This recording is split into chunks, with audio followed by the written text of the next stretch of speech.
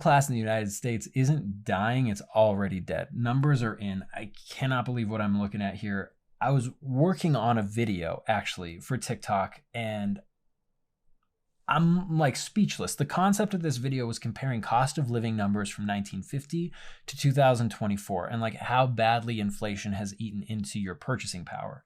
And in 1950, the median household income was $3,300.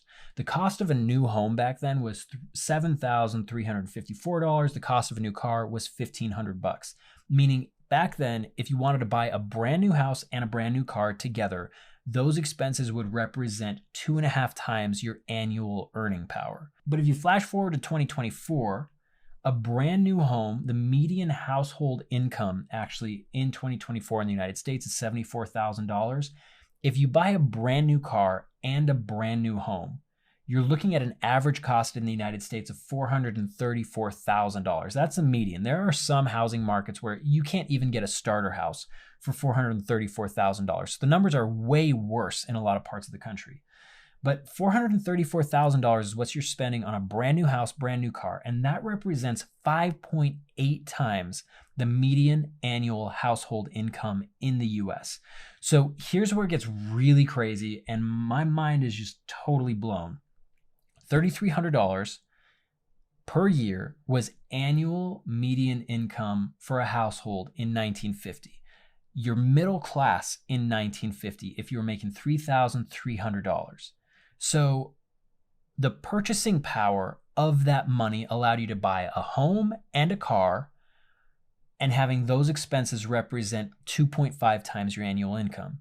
So in order for a house and a car in the United States to represent 2.5 times your annual income, to maintain that middle class purchasing power in the United States, what do you got to make? $173,000 a year to be what is traditionally middle class. And I've done the numbers for like decade by decade for this video.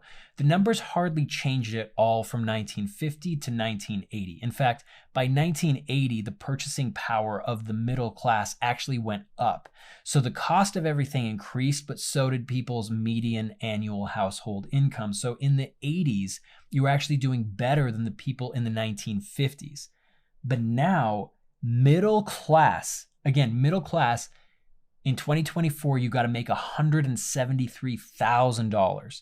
The other thing that means is like, even if you have two professionals working in the home, a nurse and a school teacher, you're not anywhere close to middle class by living standards if you want to keep pace with inflation.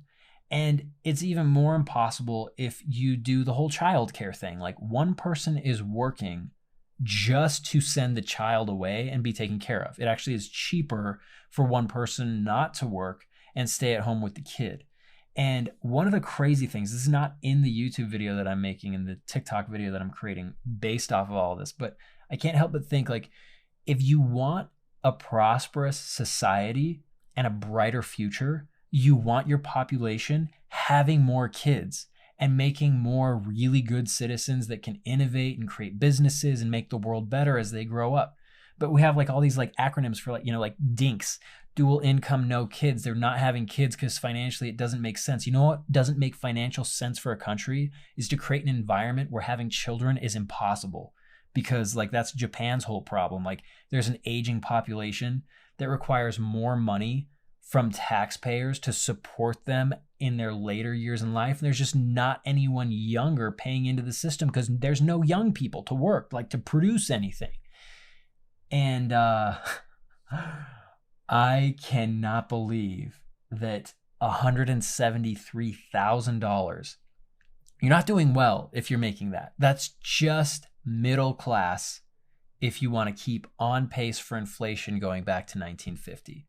Like doing well in 2024 is like $500,000 to $1 million a year. And like, that's a lot of money. Like I'm not saying that it's not a lot of money. It's just that I always felt like $173,000 a year was a lot of money. And it turns out historically, for Americans at least, it's not. Wild.